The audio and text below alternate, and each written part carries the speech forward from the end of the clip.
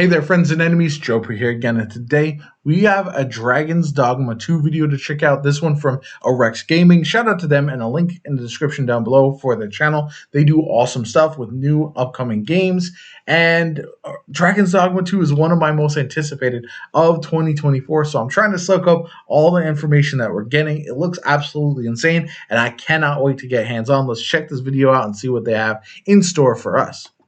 In Dragon's Dogma 2, something you will do a lot in the game is combat, which we love. However, whether it be massive creatures or small mobs that you're fighting, within the interviews we got some clues on how the combat has been improved. So from The Gamer article, they say, now when climbing an enemy, you can stand on any surface that isn't horizontal. Before, your stamina bar would quickly drain while climbing or clinging on an opponent, leading you to eventually falling off. But in Dragon's Dogma 2, your stamina can recover when you're standing on an enemy. If that makes a lot of sense. I like that. Moving too much, you can simply stand on them. This will have a lot of applications and implications in combat because, hear me out, flying on standing Griffin is wild. Access to your actual custom abilities, which you cannot do when you're clinging.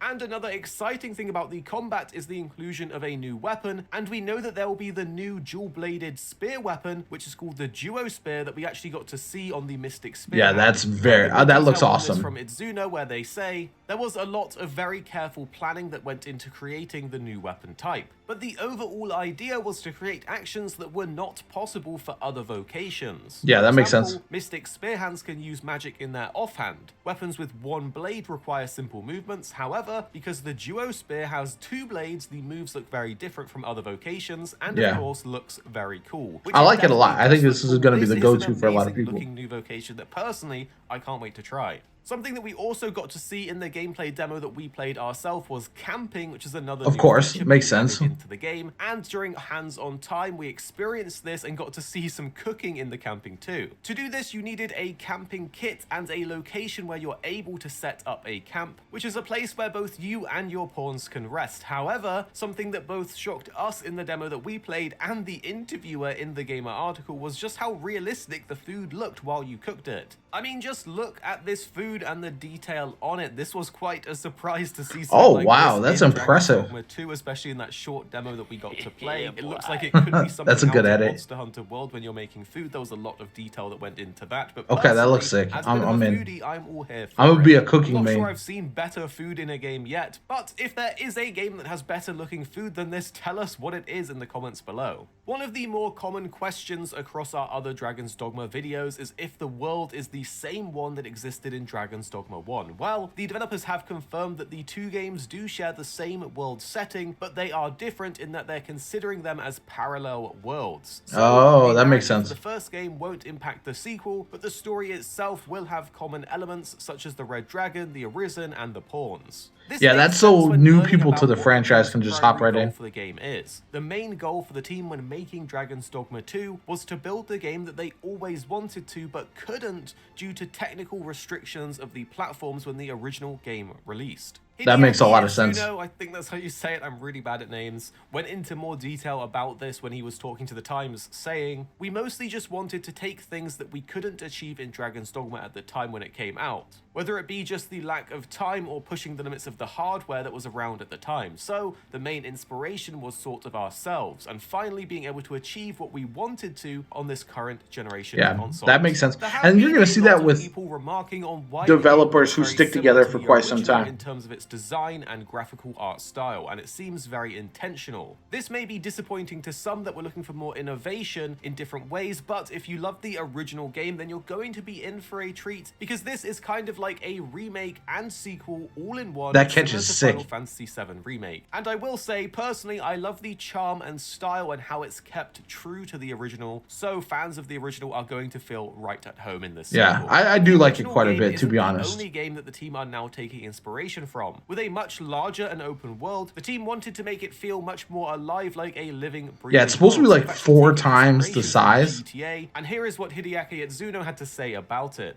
If I had to pick one other game of that came Dragon's out in Dogma, the meantime, original, I would actually say GTA 5. I kind of admired how they were able to create a world in which it really felt like the NPCs were going about their lives independently of the player. All yeah, kinds that's of interesting a great emergent feeling, behavior and that's would happen, sick. whether you were exploring the city, and all kinds of weird accidents felt like it would happen whether you were there or not. That feeling of a living world is something I've definitely tried to achieve in Dragon's Dogma 2. It's I love the absolutely idea awesome behind they're that. taking the time to add in that emergent behavior to the game, because it's super fun to have those random crazy encounters, and sometimes they produce some hilarious videos which we have seen in games like Red Dead Redemption, GTA, and even the latest Zelda. Something you may have missed if you haven't been following every piece of news on Dragon's Dogma 2 is that there is a new species in the game called the Beastren, and this is something that was cut from the original game but was concepted Oh, so the the wolf team wanted or to include lion them this guys? time around. Supposedly, the Beastren will play a big part in the game's story, and they will have their own nation as well as cultural beliefs. For those of you wondering like that if a there lot. are any differences between humans and Beastrens, the developers have went into a little more detail on this, where they say, as we showed in the recent gameplay footage, both humans and Beastren have their own kingdoms and homeland. While there are no huge differences between choosing either, story-wise, players will notice that your character will be perceived differently depending on where you are from. Yeah, that's a As great human touch in for a sure. Beastren I like when nation games or do a that. Beastren in human nations, these differences will be noticeable. There's no better or right choice, but players will want to consider it carefully when creating their Arisen. So I'm ultimately, definitely we should going be with a safe Beastren to choose start. either a human or Beastren for our character without feeling like you're missing out, but there will be implications. Why does that guy of look it. like We are Geralt? interested to know what species you are thinking about picking for your first playthrough. Will you jump Beastren, into I a just said traditional that. human or try out the new Beastren race? We have also already mentioned that the developers wanted the world to feel more lived in, and one of the ways they're achieving that is by how you interact with your pawns. Not only has the AI been enhanced for the sequel, but they are going to be a bit more talkative, as their development team wanted them to react more often to the player's actions, which is an interesting choice because if you have played the original, sometimes you'll notice that they just don't shut up.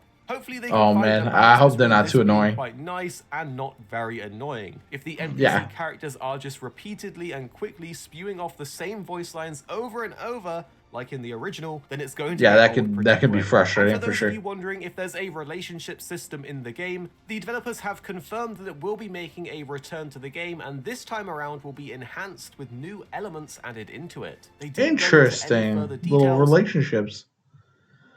Okay, that's gonna do it for that video. Yeah, overall, very interesting stuff. I am very excited about a lot of the changes. The bigger open world is touch and go, as long as it feels alive, lived in, and densely populated. That's good. One of the downsides with open worlds can be that they just feel big and empty, and hopefully that's not the case. As far as the new weapon and the new vocation, phenomenal. New race to play as, also good. I'm going to definitely lean towards the new stuff over the old stuff to start with. Although I might go with a spellcaster type of vocation to start, because that's just my jam, and that's something that I'm really looking forward to trying out, especially if I have a bunch of like warrior minions and then I can use my spellcasting from the back. Yeah, I'm just really curious how that's going to play out. Overall, I'm really looking forward to this game. I think it's going to be an absolute banger. There's so much to look forward to, so many reasons to be excited, to be hyped, etc. And yeah, let me know what your favorite part of this video was, what you're most looking forward to with Dragon's Dogma 2. Do you like that they retained the old visuals, the old vibe of the game with just a bit of enhancements now that they're on a next generation? And what are you most excited about this game? I know I'm really hyped. And yeah, if you enjoyed the video, hit that like button. Subscribe to the channel if you want to see more Dragon's Dogma 2 content from me going forward. My name is Jopa. I hope you have a good one, and I'll catch you all later.